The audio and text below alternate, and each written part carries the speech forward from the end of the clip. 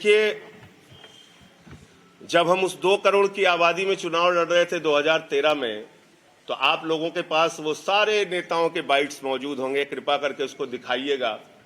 कोई कहता था ये हवा में उड़ जाएंगे, कोई कहता था बिजली आधे दाम पे, ये तो संभव ही नहीं है, पानी फ्री, ये तो हो ही नहीं सकता। सरकार की नीयत होनी चाहिए काम करने की।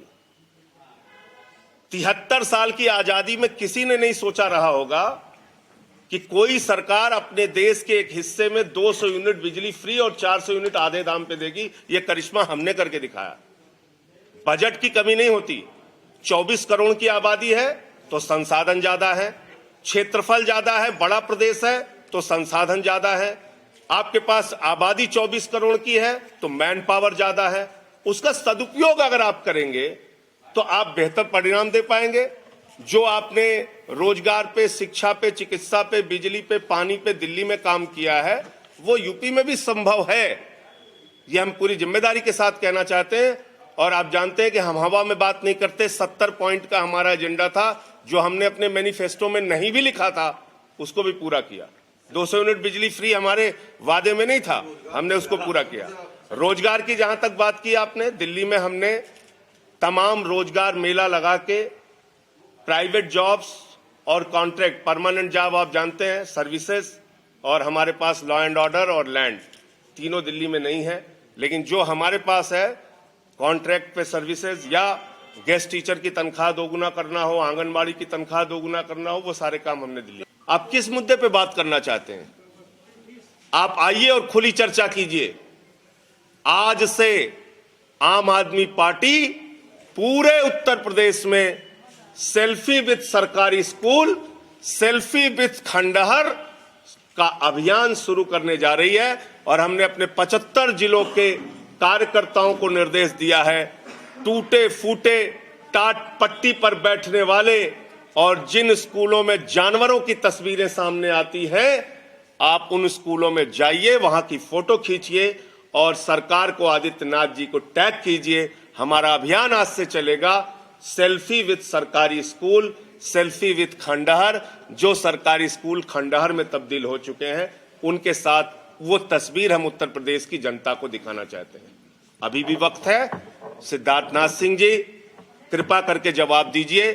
गजनी मोड में आप लोग मत जाइए, कुछ तो बोलिए। कल से आप खामोश हैं, चुप हैं। पूरे उत्तर प्रदेश की जनता इंतजार कर रही है। आइए, सामने आइए, भागिए मत बहस से। 22 दिसंबर की तारीख तय हुई है। 22 दिसंबर को चर्चा का समय और स्थान बताइए। हम लोग स्कूल पे, अस्पताल पे, बिजली पे, पानी पे, रोजगार पे, क्राइम पे, हर मुद्दे पे बातचीत करने के लिए तैयार है। तो मुझे इतनी बात कहनी थी। अब आपके जो प्रश्न का स्पेशल सेशन बुला के वापस करना चाहिए। लेकिन दुर्भाग्य से यह पहली बार हो रहा है कि आज जब किसानों के खिलाफ ये काला कानून पास करना था, उस वक्त कोरोना की महामारी के दौरान भी पार्लियामेंट चलाई गई और बिल पास किया गया। आज जब किसानों का आंदोलन चल रहा है, पार्लियामेंट में चर्चा होनी चाहिए, तो विंटर सेशन नहीं होगा। संसद के अंदर पार्लियामेंट के मेंबर्स चर्चा नहीं कर सकते। ये काला कानून वापस लेने के लिए सरकार पे दबाव ना बनाए, इसलिए उन्होंने विंटर सेशन खत्म कर दिया। ये बहुत ही दुर्भाग्यपूर्ण है, संसदीय लोकतंत्र के लिए भी और हमारी संवैधानिक परंपराओं के लिए, संसदीय परंपराओं के लिए भी। तो इसलिए कल संत बाबा राम सिंह जी की गोली मार के उन्होंने आत्महत्या कर ली और ये कहा कि किसानों की हालत से हम दुखी हैं। जुल्म करना और जुल्म सहना दोनों अपराध है। ऐसी हालत हो रही है और आप अभी भी इस आंदोलन में आतंकवादी हैं, नक्सलवादी हैं, खालिस्तानी हैं, पाकिस्तानी हैं, चाइना वाले हैं। तो भैया, जब तुम इतने कमजोर गृह मंत्री हो कि तुम्हारे रहते हुए कहीं खालिस्तानी घुस जा रहा है, कहीं पाकिस्तानी घुस जा रहा है, कहीं चाइना साजिश कर रहा है, कहीं नक्सलवादी आ जा रहा है, तो इस्तीफा देके घर जाओ। फिर क्यों आप देश के गृह मंत्री बने हो? तो ये हर आंदोलन को बदनाम करने की जो कोशिश है बीजेपी की, ये बहुत ही खतरनाक है। अन्नदाता को आतंकवादी कहने वाले लोग देश के गद्दार हैं और देश के अंदर वो नफरत फैलाना चाहते हैं। देखिए, किसान आंदोलन के बारे में मैं कई बार इस बात को कह चुका हूं, और जब यह आंदोलन इतना बृहद रूप नहीं भी लिए हुए था तो एक आंदोलन देश की पार्लियामेंट में हुआ था, आपको याद होगा। और मैंने संसद के अंदर जब माइक तोड़ा था, ये काला कानून जब पढ़ा जा रहा था उस वक्त, तो ऊपर से लेकर नीचे तक बीजेपी रो रही थी, माइक तोड़ दिया, माइक तोड़ दिया। आज किसानों की हड्डियां तोड़ी जा रही हैं, उनके ऊपर आंसू गैस के गोले चलाए जा रहे हैं, उन पे फर्जी मुकदमे लिखे जा रहे हैं, पानी की बौछार इन ठंडियों में की जा रही है, सड़कें खुदवा दी जा रही हैं, आपकी सारी वार्ता फेल हो जा रही है। और हो क्यों रहा है ये मैंने आपको बताया था पिछली पत्रकार वार्ता में, फिर आज दोहरा दे रहा हूं।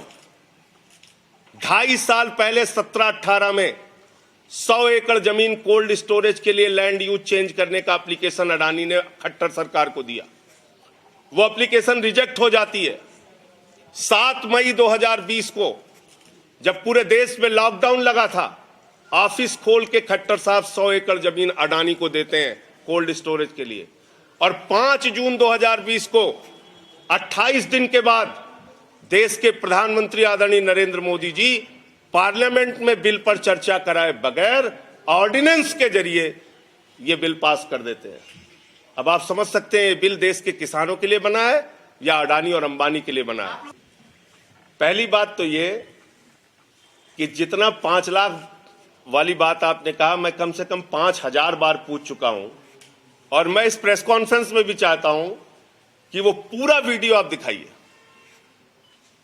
आगे की एक लाइन काट लेना कि हमें प्रसन्नता होती है कि यूपी और बिहार से भी हमारे भाई आते हैं और 5 लाख रुपए का यहां इलाज कराते हैं। इस बात को अगर आप जैसे ही काट देते हैं, सारी बात का अर्थ ही बदल जाता है। मैं चाहता हूं पूरा वीडियो इस प्रेस कॉन्फ्रेंस में चला दीजिए, सब लाइव देख लें क्या बोला केजरीवाल जी ने। नंबर 1। दूसरी बात, मैं इस बात को जिम्मेदारी से कह रहा हूं, और मैं खुद सुल्तानपुर उत्तर प्रदेश का रहने वाला हूं। आप आइए हमारे साथ दिल्ली, मैं आपको आमंत्रित करता हूं। पूर्वांचल के भाइयों के लिए दिन रात कोरोना के दौरान किसने मेहनत की है और किसने उनको बॉर्डर के ऊपर लाठियों से पिटवाया है, ये पूरा सच पूर्वांचल के एक एक व्यक्ति को पता है। 10 लाख लोगों का प्रतिदिन का दोनों वक्त का रसोई चलाने का काम कोरोना के दौरान हमने किया। हम वो सरकार नहीं है जो अडानी को उस आपदा के दौरान 100 एकड़ जमीन देने का काम करें, अध्यादेश के जरिए बिल लाने का काम करें, अडानी की गुलामी करने का काम करें। हम वो सरकार नहीं है। हमने उस कोरोना के दौरान वो काम करके दिखाया लोगों के लिए। एक एक विधायक, एक एक कार्यकर्ता उनके बीच में 24 घंटे मौजूद रहा। देखिए, होम आइसोलेशन का मॉडल पूरे देश और दुनिया में प्रशंसा हुई उसकी। प्लाज्मा थेरेपी का मॉडल सबसे पहले हमने अडॉप्ट किया दिल्ली में। कोविड का दुनिया में सबसे बड़ा हॉस्पिटल 10,000 बेड का दिल्ली में हमने बनाया। ऑक्सीजन बेड, वेंटिलेटर बेड उस महामारी के दौरान सबसे ज्यादा हमने उपलब्ध कराए। कोविड का सबसे ज्यादा फैलने की संभावना का स्थल कौन था? याद रखिए, विदेशों से बीमारी आई और मुंबई और दिल्ली इसके 2 बड़े सेंटर थे। दिल्ली सबसे बड़ा सेंटर था।